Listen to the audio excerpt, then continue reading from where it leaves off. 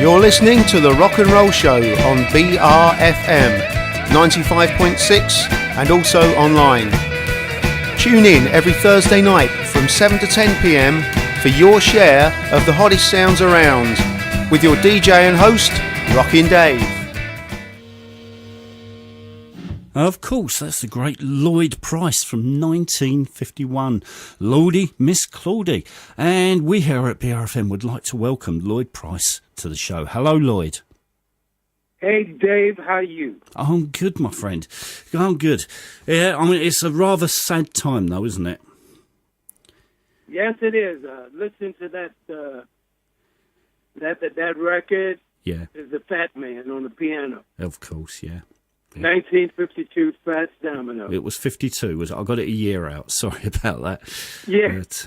But, what it did, that great piano roll along with Dave Bartholomew and Earl Palmer and C.J. McMillan. This was one of the greatest bands ever to make records. Well, yes. And Fats Domino just strolled in Yep. as I was a kid. Yeah. Scared to death, stood down at the piano and asked me what key it was, and I didn't know what he was talking about. Yeah, of course. Yeah. And he played Lord Miss Claudie. Oh, yeah. Great track. That's a great track. Too bad he was my dear friend. Yeah, yeah.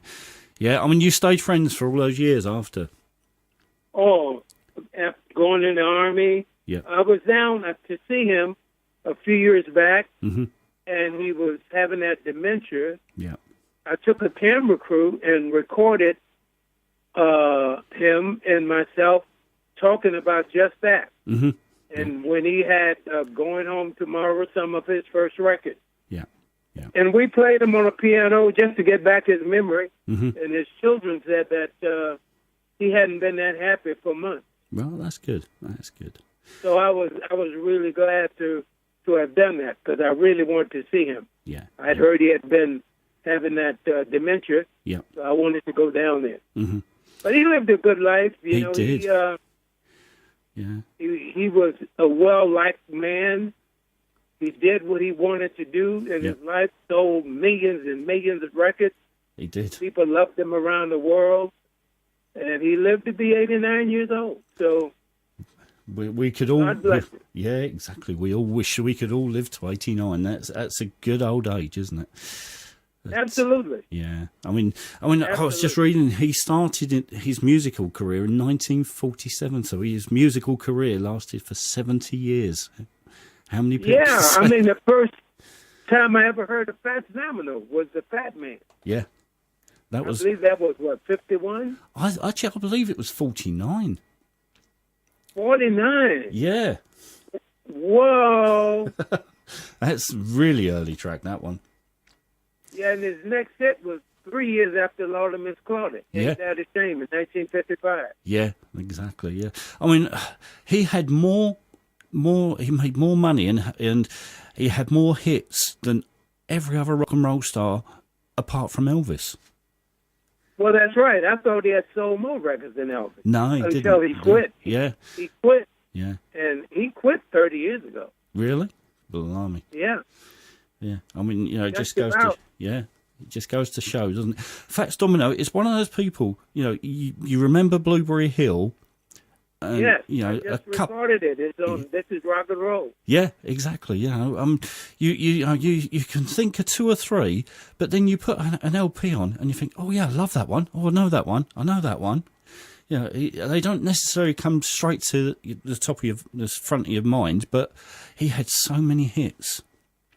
Oh yeah, he was amazing. Yeah, he definitely with was. hits. I mean, it seemed like for 12 years he was not off the charts. He was in the top 10 for 12 years. Really, that's pretty good going, isn't it? I mean, he wouldn't he wouldn't travel. I know I was in Amsterdam in 1992. Yep. And a promoter asked me to see if I could get Fats to come over for about 5 or 7 shows. Yep. He would give him a $5 million flat fee. I flew to New Orleans when I got back Yep. and discussed it with him, and he said, no, man, I quit. That's I'm not doing it. Yeah, that's a shame, isn't it? You know, I mean, that voice, he never lost that, did he? Oh, no. Yeah. No. Yeah. He was just such a good guy. Yeah. I mean, he was like family to me. I was, 18 years old when I first met him. Yeah. Yeah. It's a long time to know somebody. So, yeah. Like I say, very big... no question. Go on. Sorry. I said, no question, a long time.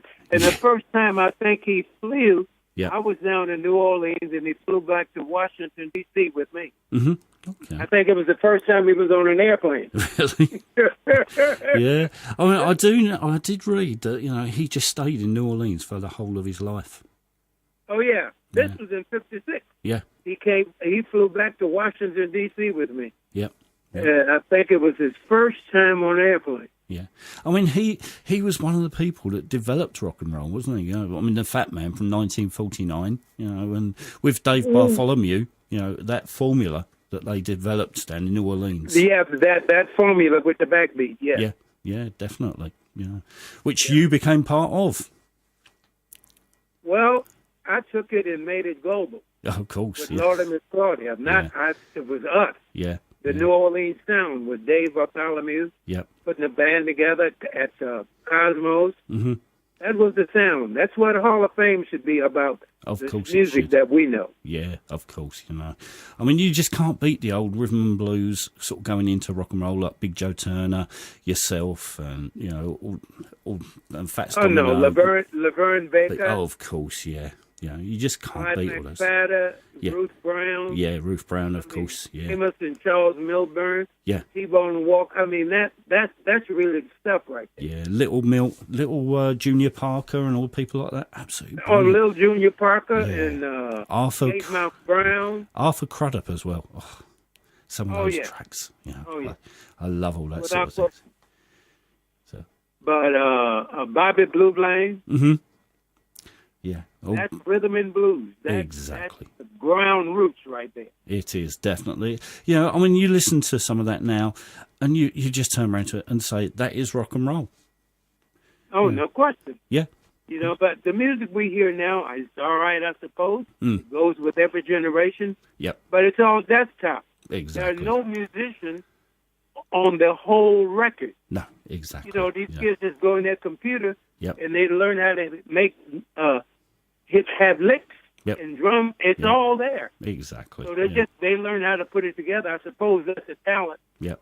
But you cannot call it rhythm and blues. No, that's right. Yeah, yeah. I mean, you know, people like Fats. You know, he went in. He became more or less a session musician, didn't he, to start with, before he sort of had his home that's hits. right. That's right. Yeah.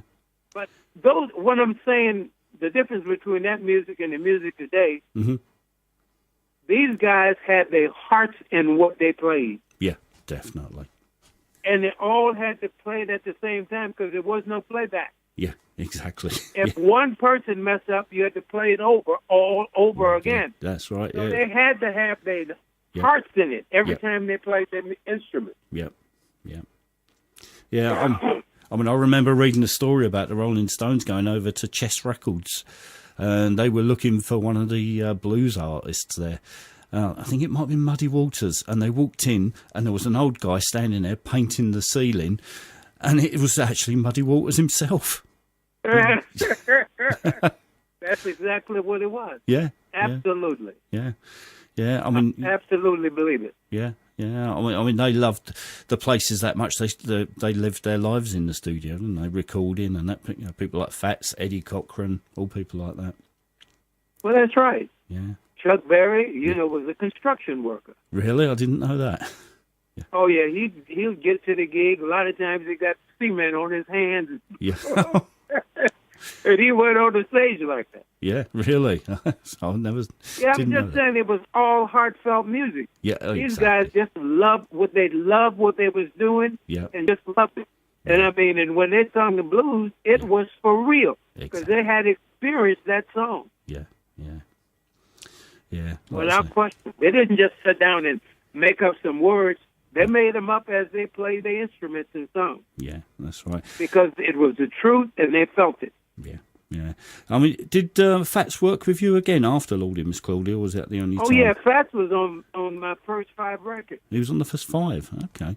And then we only worked together twice. Okay, yeah. Once in New Orleans and once in Florida. Ah, right, okay. So did you go out on tour with him at all?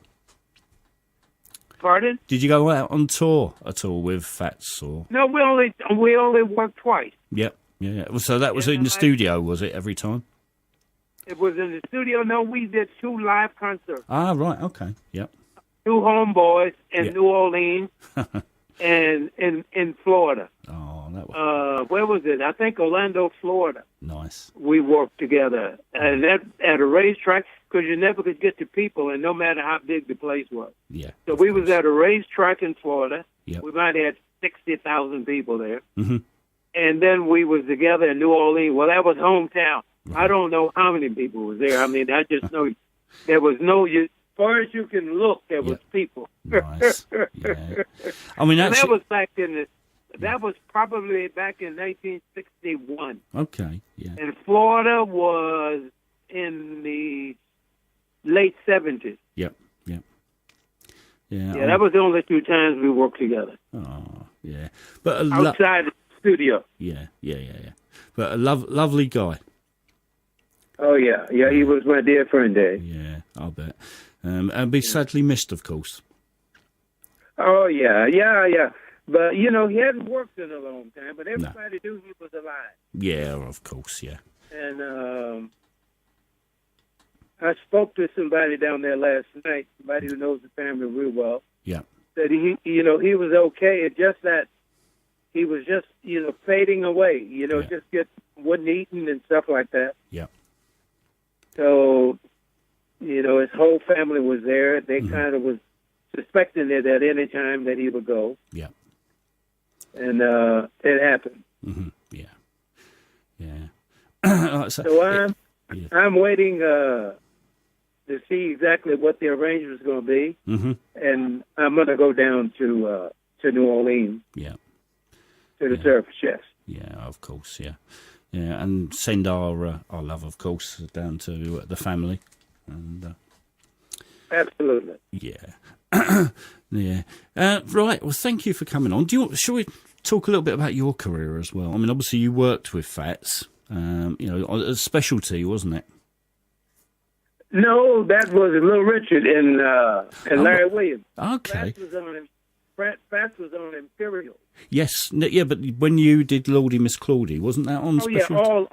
Yeah, we worked with Specialty, yeah. Yeah. I mean, you carried on throughout the 50s doing Personality, Stagger Lee. You had a host of hits, didn't you, throughout the 50s? 16. That was in the 16. 2016 times. That's pretty good going. I would think so. Yeah. And still here to tell us the stories, which is good. Great news. Oh, yeah.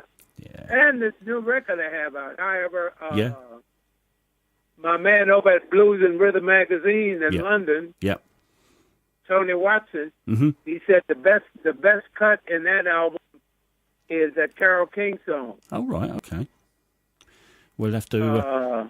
Will You Love Me Tomorrow? Yeah, I love that song. Yeah. It's a great song. It is. It definitely is. Yeah. Yeah. Well, we will dig that out and we'll get that played on. We got a soul show, and we will get it played on there. No problems at all. And thank you for coming on, Lloyd. Thank you, Tony, for the call, and I will pass your condolences on to Fats' children. Lovely. Thank you for that, Lloyd. And I'm sure we'll be in touch soon. And, absolutely. I'll give you a ring soon. All right. Thank you for coming on, Lloyd. Thank you, Tony. Right. Any messages for the listeners before you go? Oh, yeah. Keep listening, keep rock and rolling, and keep your personality. Of course. Got to do that, haven't you? Right, I think we're going to have to go with the Fat Man, aren't we? Okay, Dave. Thank you so much. Thank you, Lloyd. Speak to you soon. Okay. Bye-bye for now. Bye-bye.